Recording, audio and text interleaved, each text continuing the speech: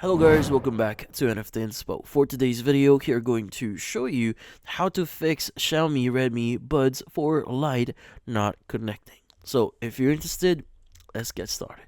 So in this case, if you're having problems with your Xiaomi Redmi buds for Lite here, there's something that you can do here to probably solve the issue here. So what we need to do is you want to take both your earbuds out of the case. So take them out. Now make sure they are completely removed here. Now you want to press the touch button on each earbuds 5 times. Now in this case, the touch buttons is going to be usually in this section here. Just go ahead and touch that 5 times. Now you should see some indication that they are resetting.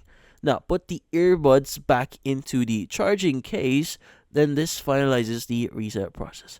Now reconnect them to your device, try pairing them again via Bluetooth, and from then on, you should be good. And that's about it. So, hopefully this video was able to help you. Like and subscribe to NFT Inspo.